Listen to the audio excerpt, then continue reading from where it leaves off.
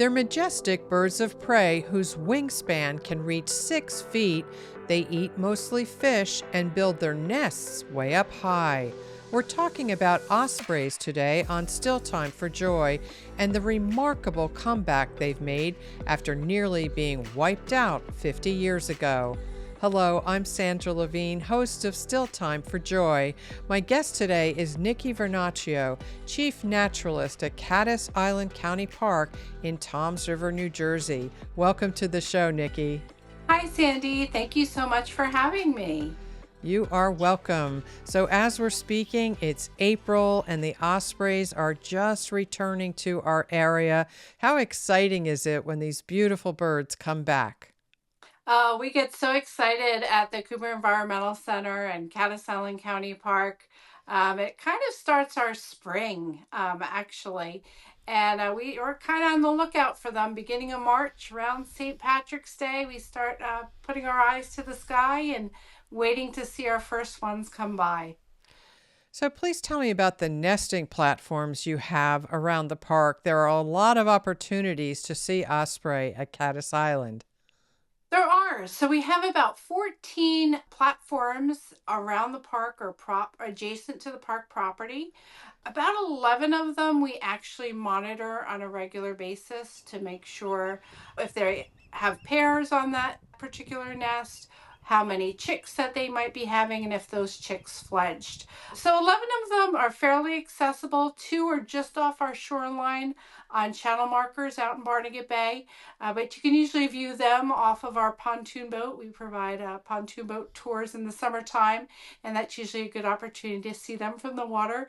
But most of our trails, in fact, almost all of our trails, have access to osprey platforms, and most of them have nests that are occupied every year. So tell me a little bit about ospreys, what they eat, how they raise their young, where do they go in the winter? Tell me everything. Okay, sure. So ospreys are very special. They are a bird of prey or a raptor, and they're actually one of our largest birds of prey here in Ocean County area. As you mentioned, their wingspan is about 6 feet long.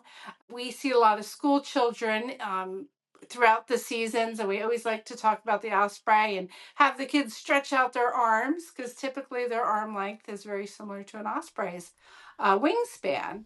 But when they're out there catching food, they're primarily catching prey, which is fish. So 99% of their diet, surprisingly, is fish. So they want to look in shallow bay areas, sometimes shallow parts of the ocean, ponds and lakes. You're going to find them out there fishing. They typically are flying over, hovering over, looking for fish that are closer to the surface.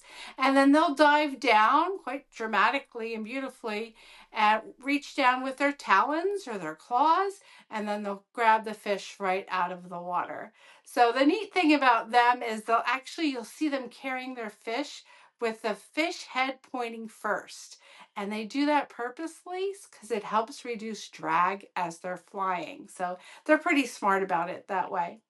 They then bring their fish up to a feeding area, a feeding perch, which is often near their nesting sites. So osprey return to this area the beginning of mid-March and to the beginning of April, and they'll start setting up their nesting sites for the season, and they typically stay here to the fall, usually August, middle to the end of September. We'll still see them in our area. And where do they go when they leave the area? Where do they go for the winter? Sure. So why they do leave is because as the seasons change and the daylight starts to shorten for fall, it's kind of an indicator to them that they need to kind of head south and follow the food source. So our fish populations are preparing for winter too, so to speak. They head into deeper parts of the bay or even into the ocean areas. So there's not as much food source available to them. So they head south to Florida, all the way down to South America. So they really fly thousands of miles twice a year to move from their wintering grounds to their summer grounds. In the springtime, they'll leave those areas like they are now and really kind of beeline it back to their nesting sites because they are nest specific and will come back to the same nest year after year and typically with the same mate year after year, which is neat. So the ospreys are thriving now in New Jersey's coastal habitat, but what happened back in the 40s and 50s that nearly was the end of the species? So during that time, the use of DDT, which was a great insecticide to combat mosquitoes, was really used extreme to the extreme. In fact, there was kind of a bit of a push for that DDT to be used to help combat malaria and other such illnesses that mosquitoes could carry at the time. What the DDT did do, though, is not just harm mosquitoes, but it harmed other animals within the food web itself. So those mosquitoes were ingested by fish that were ingested by bigger fish and so on until the osprey were catching those large blue fish to eat that really had high levels of that DDT chemical within their systems. It caused the osprey's eggshells to become very, very soft or brittle. So when they were nesting on their eggs would quickly crush and not be able to survive. So that in combination with the development along our shoreline, 1950s and 60s, our area was booming with shoreline development. And of course, this is the same areas where the ospreys were nesting. So it was kind of a double punch between development and that use of DDT that plummeted osprey numbers from 4 to 500 pairs in the state down to 50 in very few short years of time. But thank goodness, some environmentalists and naturalists and volunteers all banded together to help the osprey. And I know constructing these platforms for them was part of it. What else did they do to help the osprey make a comeback? Legendary New Jersey naturalist Pete McLain was a big part of it. He was an across the street neighbor of mine and did a Uh, fantastic job with bringing the osprey back. How did they do it? so really around 1960, Rachel Carson was a devout environmentalist and author, wrote about DDT and kind of the effects of it. And then by the early 1970s, here in the United States, DDT was banned. So that was one helpful piece of the puzzle, though it was still used in other countries, particularly where the osprey migrated. But Pete McLain was really a pioneer in putting up these safer places for the ospreys to nest. They could typically pick a tree, and an old tree or a telephone pole. Nowadays, even a cell tower. But he gave them kind of safer places where predators wouldn't, prey upon them quite as easily. And his work at Island Beach State Park really kind of spearheaded the osprey comeback in our area. So the banning of those chemicals and give them safer habitats to be in has really helped their populations to thrive. And now they're all over New Jersey and all up and down in coastal areas around the United States. And there are apparently about 800 nesting pair now in New Jersey, according to Conserve Wildlife Foundation of New Jersey. And as you mentioned, that's up from only 50 pairs in the early 1970s.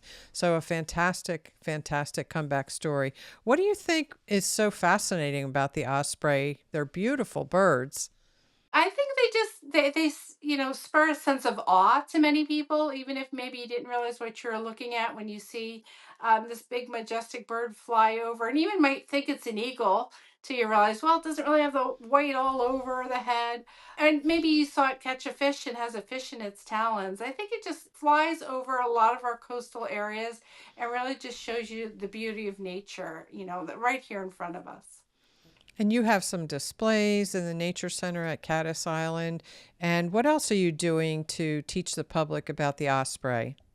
Yeah, we have displays inside about the osprey. We have a big nest that you can come and check out and even get a selfie inside. We do have an osprey camera on one of our nests that you can view inside the Nature Center. And we really have a lot of programming evolved around the osprey, such as our nature walks. We do run nature walks every Saturday and Sunday at 2 p.m. Meets inside the Nature Center, and these nature walks have been happening for 45 years, so they're not going anywhere. But often they're osprey themed, whether we're looking for them as they're coming back or we're saying farewell to them as they go. But it's fun to watch them and throughout their whole breeding season to watch them change, develop, and see their young fly off and go on.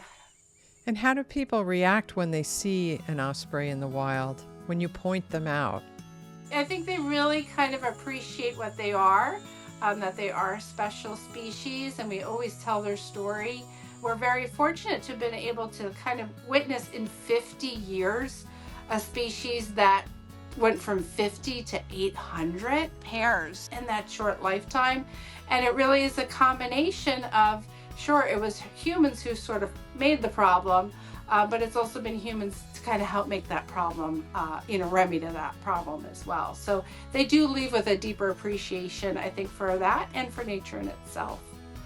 I believe just making that simple connection where, someone does witness that bird or sitting it on the nest or flying by or anything like that, it does inspire awe and appreciation and, made a little bit more respect for our planet and for our environment. And, just showing and educating people about them really helps to, ensure them for the future and for others to see. And their grandchildren that they bring back to the park as well. And what does it mean to you personally, Nikki, to do this kind of work, to get to go outside of your office and see osprey returning, to get to take people out to see the osprey? What does it mean to you? I'm very grateful, for the opportunity to be able to share my excitement with everyone and my joy. And really just, it's a part of my seasons, I wait for them to come in the spring and say goodbye to them in the fall and just enjoy them in between. So it's a part of my year, and I love to share that with others as well. Well, Nikki Vernachio, Chief Naturalist at Cattus Island County Park, thank you for everything you're doing to teach us about the wildlife in our own backyard, and thank you so much for coming on the show today. Thank you so much, Sandy. Thank you so much for having me. If you found today's show helpful, please share the information with someone who needs it and follow Still Time for Joy for more practical tips on weathering life's storms, as well as inspiring stories of people who have turned their pain into purpose. Please consider supporting the work that goes into producing the show on Patreon. Follow Sandra Levine Productions on Facebook and YouTube, and learn more at sandralevine.com.